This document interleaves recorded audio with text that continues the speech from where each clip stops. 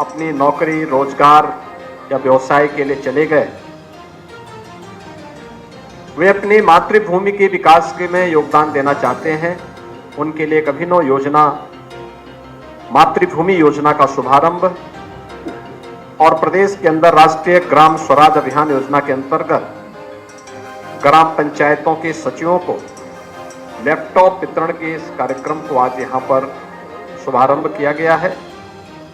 मैं सबसे पहले उत्तर प्रदेश के सभी नागरिकों को, जो प्रदेश में निवास कर रहे हैं, ग्रामीण क्षेत्र में निवास कर रहे हैं, उनको और जो प्रदेश के बाहर भी हैं, उन सबको मातृभूमि योजना लागू होने के लिए हृदय से बधाई देता हूं, उन सब के प्रति अपनी शुभकामनाएं देता हूं। मुख्यमंत्री पंचायत पुरस्कार योजना 370 ग्राम पंचायतों को यहां पर आज उपलब्ध कराई जा रही है। आप सब जानते हैं, आदरणीय प्रधानमंत्री जी की प्रेरणा से प्रदेश के अंदर 10 नगर निगम स्मार्ट नगर निगम के रूप में विकसित हो रहे हैं। प्रदेश के अंदर 7 अन्य नगर निगमों को हमने राज्य स्मार्ट सिटी मिशन के अंतर्गत लेकर के उन्हें स्मार्ट सिटी बनाने का कार्य प्रारंभ किया है।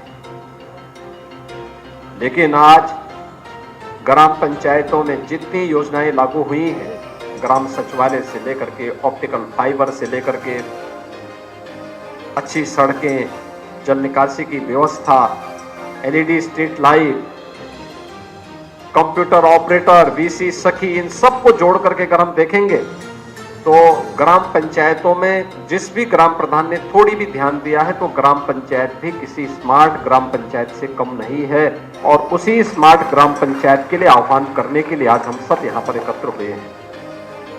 मैं सबसे पहले इन 370 ग्राम पंचायतों को जिन्हें आज पुरस्कार दिया गया है, स्वच्छता को लेकर के, ग्राम पंचायत की योजनाओं को प्रभावी ढंग से क्रियान्वयन को लेकर के, ग्राम पंचायत के अंदर टेक्नोलॉजी को लेकर के आज ये पुरस्कार दिए जा रहे हैं। इन सबको मैं हृदय से बधाई देता हूं, इन सबका मैं अभिनंदन करता हूं। लेकिन प्रदेश के अंदर जितनी भी हमारी लगभग 58,000 ग्राम पंचायतें हैं, वे सभी ग्राम पंचायत भी इस स्तर पर आगे बढ़ सके, इसके लिए भी मैं आपका आह्वान करता हूं। क्योंकि हर गांव पहले स्मार्ट बने और जब स्मार्ट बनेगा तो उसके बाद आत्मनिर्भरता के लक्ष्य को भी प्राप्त करें।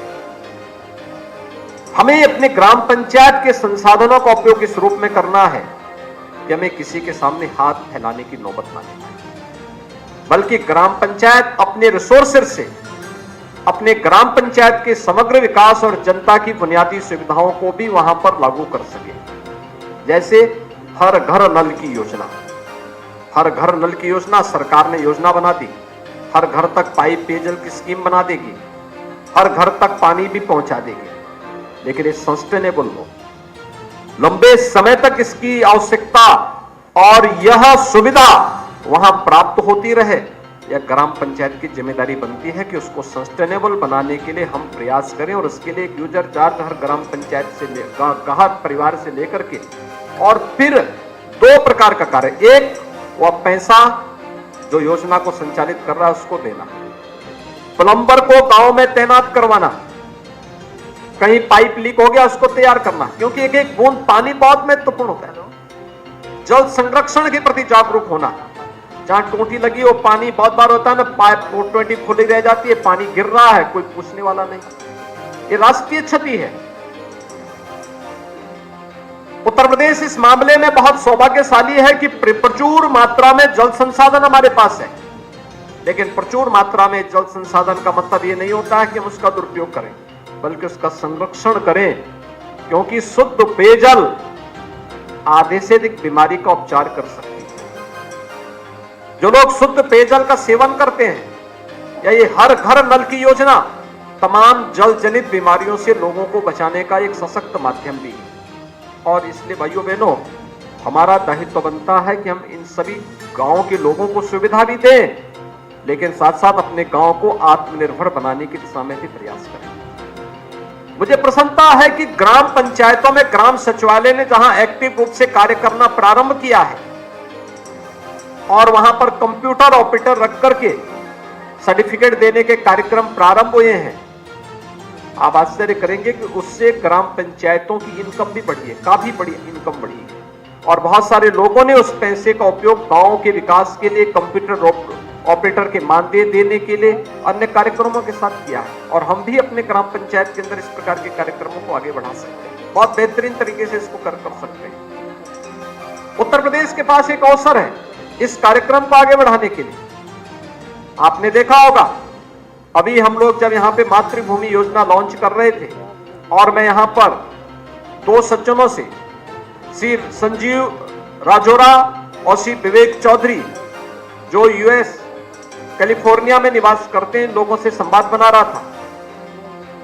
अपनी मातृभूमि के प्रति प्रत्येक के मन में सम्मान का भाव है, श्रद्धा का भाव है। और मुझे लगता है कि हम तो मनुष्य हैं। आप देखिए, किसी पशु को भी अगर आप बेच देते हैं, बाहर कर दे, तो दौड़ करके फिर वहीं वापस आ जाता है, वापस आ जाता है। तो फिर मनुष्य तो ईश्वर की सर्वश्रेष्ठ कृति है। वो अपनी मातृभूमि के प्रति उसके मन में लगाव क्यों नहीं होगा? और जिसके मन में लगाव नहीं है, इसका मतलब वह उस पशु से बदतर है जो अपनी भूमि के प्रति लगाव रखता है। और हर व्यक्ति सम्मान का भाव रखता है, आवश्यकता उसको जोड़ने की, उसके विश्वास को अर्जित करने की। इससे पहले लोगों को मालूम था कि पैसा भेजेंगे। अभी तक तो प्रदेश सरकार के बजट में बंदरबांट हो रहा है, अब हम भी भेजेंगे, उसमें भी लोग ऐसे बंदरबांट करने लग जाएंगे, इसके भेजने का कोई मतलब नहीं होगा। कोई प्लेटफॉर्म नहीं था। प्रदेश सरकार ने आदरणीय प्रधानमंत्री जी की प्रेरणा से एक प्लेटफॉर्म उपलब्ध करवाया है। हमने बजट में इस बार 30 करोड़ रुपए की व्यवस्था भी की है और हम आने वाले समय में इस राशि को और बढ़ोतरी करेंगे, जिससे हर ग्राम पंचायत में, जैसे हमने ग्राम सचिवालय बनाया, मैं भी आपसे कह रहा था ना, यहाँ पे से संजीव राजौरा से बात कर रहा था या से विवेक चौधरी जी से बात कर रहा था, तो मैं 2-3 योजनाएं मैंने उनके सामने कही। उनकी रुचि स्वास्थ्य सेवाओं में थी कि गांव में अच्छी स्वास्थ्य सुविधा और डिस्पेंसरी मिले। मैंने कहा डिस्पेंसरी के साथ साथ अगर एक हेल्थ एटीएम लग जाए, गांव के किसी एक व्यक्ति को हम ट्रेन कर दें, 60 प्रकार की जांचें उस हेल्थ एटीएम से हो सकती हैं, 60 प्रकार की जांचें। और वह किसी बड़े सेंटर से, डिस्ट्रिक्ट हॉस्पिटल से, मेडिकल कॉलेज से, लखनऊ के SCPGI से, KGMU से या किसी भी बड़े संस्थान से अगर उसको जोड़ दिया जाए तो गांव के व्यक्ति को सामान्य उपचार के लिए कहीं गांव के बाहर नहीं जाना पड़ेगा, गांव के अंदर ही लोगों को फ्री में उपचार की सुविधा प्राप्त हो जाएगी। और एक हेल्थ एटीएम की कीमत बहुत ज्यादा नहीं है, मुश्किल से 5 से 7 लाख रुपए की होगी। केवल एक ऑपरेटर वहां रखना है, ऑपरेटर की ट्रेनिंग देनी है, जो कंपनी सप्लाई करेगी वही कंपनी उसकी ट्रेनिंग भी करा देगी। लेकिन गांव के लोगों को कितना लाभ मिलेगा? और इसीलिए मातृभूमि योजना, इसी बात को लेकर कन्वेंशन सेंटर बनाना, बारात घर या कोई भी फंक्शन करने के लिए, उन कार्यक्रमों को आगे बढ़ाने के लिए गांव का अपना कार्यक्रम होना चाहिए, गांव सभा का उसको रखरखाव करना चाहिए। एक न्यूनतम चार्ज आप लीजिए, कॉमर्शियल रूप से मत चलाइए, लेकिन न्यूनतम चार्ज रख रखाव की व्यवस्था, मेंटेनेंस की व्यवस्था, साफ सफाई की व्यवस्था ये नियमित होती रहे। इसके लिए कुछ कर्मचारियों को रखना, नए लोगों को रोजगार भी मिलेगा, लेकिन साथ साथ गांव के पास एक एसेट्स भी होगा कि देखिए हमारे पास अपना एक कन्वेंशन सेंटर है, हम बड़े बड़े फंक्शन कर सकते हैं। और अगर आपकी ग्राम पंचायत में हो जा रहा है, अन्य गांवों के लोग भी फंक्शन करने के लिए वहां पर आएंगे, अगर आपने रख रखाव करके उस व्यवस्था को अच्छा बनाया। गांव की अतिरिक्त इनकम भी होगी और उसमें नामकरण की पट्टिका लगाई है, किसके सहयोग से कार्य संपन्न हुआ है, किसने किया है। श्री विवेक चौधरी ने, श्री संजीव राजौरा ने इसको अपने फलाने पूर्वज के नाम पर यह बनाया है। भाइयों बहनों, उस पूर्वज का स्मरण गांव के लोग हमेशा करें, उन कार्यक्रमों को आगे बढ़ाने का काम भी करेंगे। वे कैलिफोर्निया में गए हैं, वहां नौकरी कर रहे हैं, अपना काम धंधा कर रहे हैं, वहां पैसा कमा रहे हैं और अपनी मातृभूमि के लिए कार्य कर रहे हैं। तो ये वही दायित्व है जो हमारे वेदों ने हमें प्रेरणा दी है कि माता भूमि पुत्रोहम पृथिव्या, यानी ये धरती हमारी माता है, हम सब इसके पुत्र हैं। अपनी धरती माता के प्रति, अपनी मातृभूमि के प्रति अपने कर्तव्यों का निर्वहन करने की एक प्रेरणा हमारे पास हो। ये वही भाव होगा जो भगवान राम ने लक्ष्मण से कहा था जब लंका पर विजय करने के उपरांत सोने की लंका पर लक्ष्मण जी थोड़ी मोहित हो रहे थे, तब उन्होंने कहा था कि अपि स्वर्णमयी लंका न मे लक्ष्मण रोचते जननी जन्मभूमि से स्वर्गादपि गरीयसी। यानी मां और जन्मभूमि इन दोनों से, दोनों स्वर्ग से बढ़कर के होती हैं, इनकी कोई तुलना नहीं हो सकती, अतुलनीय है। और उस अतुलनीय योगदान के लिए अगर किसी को सौभाग्य प्राप्त हो रहा है, मैं यहाँ पे चीफ सेक्रेटरी महोदय हैं, मैं उनसे कहूंगा कि योजना अभी हम ग्राम सभा में लागू कर रहे हैं, लेकिन इसको शहरी क्षेत्र में भी लागू करने की हमें तैयारी करनी है। हर शहर में भी लागू, शहर में भी कन्वेंशन सेंटर बनने चाहिए। गांव में तो लोग फिर भी जहां तहां कर लेंगे कार्यक्रम, शहर में तो लोग सड़क घेर के बनाते हैं, सड़क में क्यों करेंगे कार्यक्रम? उनके लिए भी व्यवस्था मिलनी चाहिए, उनको सुविधा मिलनी चाहिए।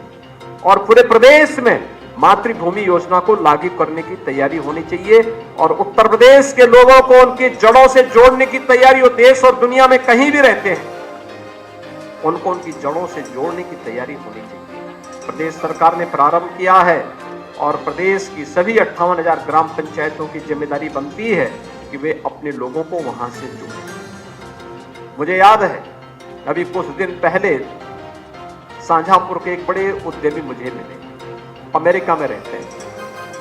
तो मैंने कहा भी आप शाहजहांपुर के रहने वाले हैं तो क्या खन्ना जी को जानते हैं? हाँ साहब, वो हमारे बॉस हैं। अरे हमने कहा बॉस है तो फिर उत्तर प्रदेश में क्यों निवेश नहीं करते? कहा खन्ना जी को भेज दीजिए एक बार कैलिफोर्निया, अमेरिका भेजिए, हम उनके साथ मिलकर कार्यक्रम करेंगे। और आप आश्चर्य करेंगे, जब ये लोग कैलिफोर्निया गए थे तो लगभग 5 लाख करोड़ रुपए की निवेश के प्रस्ताव उत्तर प्रदेश को वहां से प्राप्त हुए।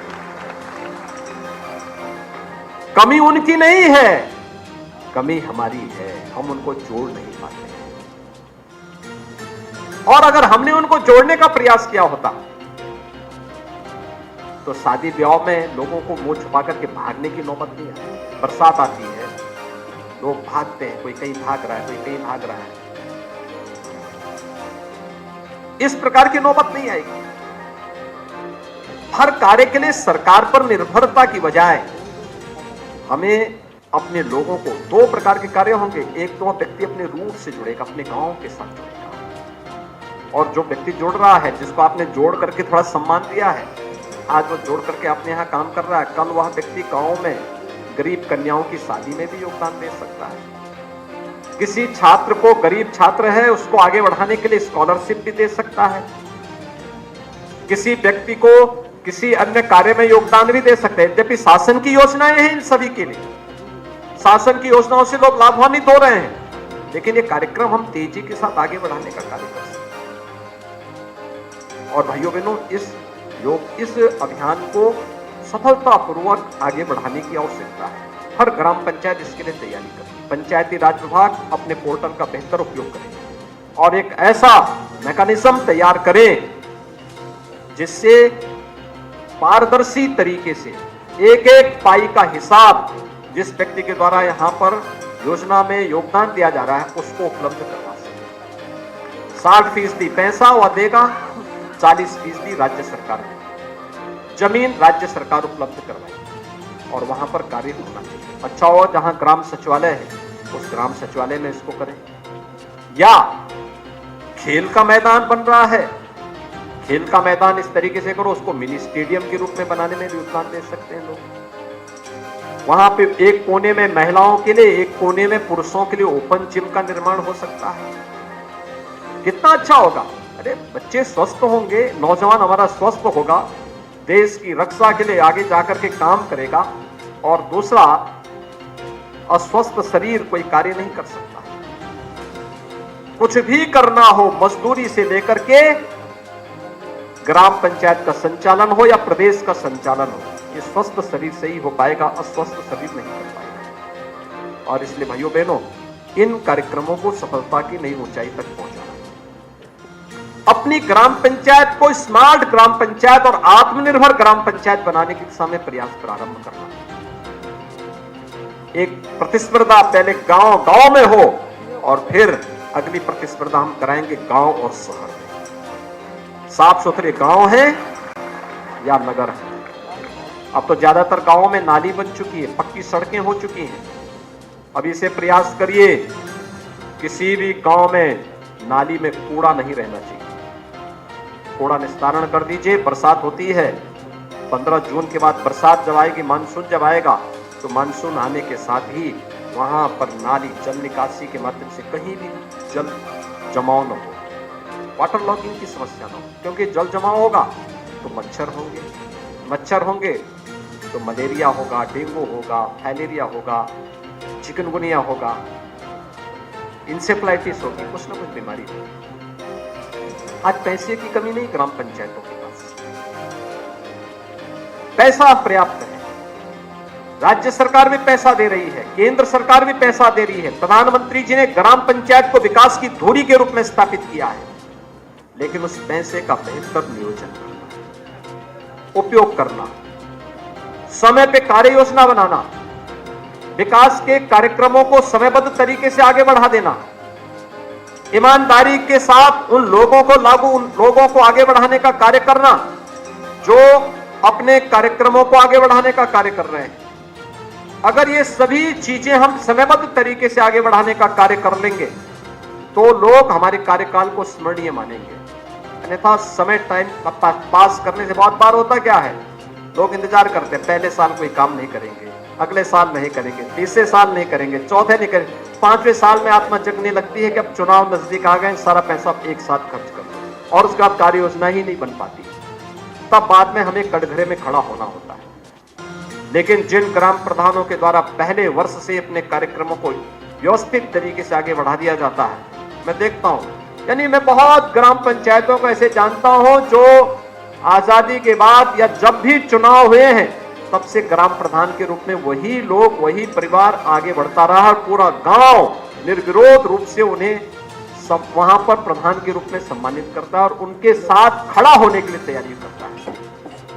भाइयों बहनों, उस प्रकार का विश्वास अर्जित करना ये सही सम्मान है। टाइम पास करना सम्मान नहीं होता है। टाइम पास करके केवल औपचारिकता का निर्वहन कर देना, ये कोई पद भी कोई बहुत अधिक दिनों तक व्यक्ति को सम्मान नहीं दिलाता है। व्यक्ति के पद से महत्वपूर्ण उसका कर्म होता है। अगर कर्म अच्छा नहीं है, आप पद उसको दे दीजिए, हर राह चलने वाला व्यक्ति उसको गाली देगा। लेकिन पद नहीं है, कर्म अच्छा है, हर राह चलने वाला व्यक्ति उस आदर से उसका नाम लेगा। और इसलिए हमें तय करना हमें कैसा हाथ बनना है, पहली श्रेणी में खड़ा होना है या दूसरी श्रेणी में खड़ा होना है। और तीसरा कार्यक्रम ग्राम पंचायतों के डिजिटलीकरण की दिशा में ग्राम सचिवों को लैपटॉप वितरण का कार्यक्रम। 3100 से अधिक ग्राम सचिवों को लैपटॉप वितरण की कार्रवाई आगे बढ़ रही है। अब मैनुअली नहीं, लैपटॉप के माध्यम से सारे कार्य उनके संपन्न होते हैं। उनके ग्राम पंचायत से जुड़े हुए कार्यक्रमों को आगे बढ़ाने में मदद करेगी। एक व्यवस्थित तरीके से, एक सिस्टम के साथ हम आगे बढ़ पाएंगे। टेक्नोलॉजी भ्रष्टाचार पर सबसे बड़ा प्रहार है, लेकिन टेक्नोलॉजी का उपयोग हो, दुरुपयोग न हो। अगर हम इन सभी कार्यक्रमों को आगे बढ़ा देंगे तो हमें बहुत अच्छे ढंग से हम आगे जाकर के ई गवर्नेंस के प्रधानमंत्री जी के संकल्पों को आगे बढ़ाने में मदद कर पाएंगे। मुझे बहुत प्रसन्नता है, आज ये 3 बड़े कार्यक्रम पंचायती राज विभाग के द्वारा प्रदेश की ग्राम पंचायतों को आत्मनिर्भर बनाने की दिशा में तकनीक का उपयोग करने, मातृभूमि की योजना और पंचायत प्रोत्साहन पुरस्कार के माध्यम से आगे बढ़ रहे हैं। मैं इस अवसर पर पुरस्कार प्राप्त करने वाले सभी पंचायतों को हृदय से बधाई देता हूं, उनका अभिनंदन करता हूं। अन्य ग्राम पंचायतें भी उससे प्रेरणा प्राप्त करेंगी। जिन ग्राम सचिवों को लैपटॉप प्राप्त हुआ है उसका और बेहतर उपयोग ग्राम पंचायतों के विकास में करेंगे और मातृभूमि योजना के साथ जो प्रवासी उत्तर प्रदेश का नागरिक होगा, आपके गांव का नागरिक होगा, आपके परिचित होंगे, वे गांव या नगर जहां भी हैं, जैसे आज ग्राम पंचायत इसको लागू कर रहा है, ग्रामीण क्षेत्र में हम लागू कर रहे हैं, ऐसे ही शहरी क्षेत्र में भी हम इसको लागू करेंगे तो हर एक जगह कुछ न कुछ एक नई सुविधा लोगों को प्राप्त होती हुई दिखाई देंगी। और इसका लाभ इससे पहले हम ऑपरेशन कायाकल्प में प्राइमरी स्कूलों के पुनरुद्धार के माध्यम से बड़े पैमाने पर कर चुके हैं। आपने देखा होगा पहले हमारी प्राइमरी स्कूल किस प्रकार की जर्जर स्थिति में हुआ करती थी। आज कुछ ही हजार ऐसे बचे हैं, नहीं तो 1,35,000 से अधिक प्राइमरी स्कूल आज के दिन पर ऐसे हैं जिनका कायाकल्प के अंतर्गत अच्छी फ्लोरिंग हो चुकी है, अच्छे फर्नीचर लग चुके हैं, स्मार्ट क्लास बन चुकी है, डिजिटल लाइब्रेरी के साथ जुड़ चुका है और बालक बालिकाओं के लिए टॉयलेट, पेयजल की सुविधा, बिजली, ये सभी उनको उपलब्ध करवाई जा चुकी। बहुत अच्छी सुविधा गांव के लोगों ने वहां उपलब्ध करवाई है। ऐसे ही हम गांव में अन्य सुविधाओं को उपलब्ध करवा सकते हैं। मैं आज के इस अवसर पर जिन्हें यहाँ पे लैपटॉप प्राप्त हो रहे हैं, सभी ग्राम सचिवों को भी मैं हृदय से बधाई देता हूँ कि वे बेहतरीन तरीके से उन ग्राम पंचायतों में इसका लाभ उपलब्ध करवाने का कार्य करेंगे। एक बार फिर से मैं आज के इस अवसर पर इन तीनों योजनाओं के लिए उत्तर प्रदेश वासियों को, सम्मानित ग्राम प्रधानों को, ग्राम सचिवों को और मातृभूमि योजना के साथ जो जुड़े हैं और जो जुड़ना चाहते हैं, इन सबको हृदय से बधाई देते हुए अपनी शुभकामनाएं देता हूं। धन्यवाद। जय हिंद।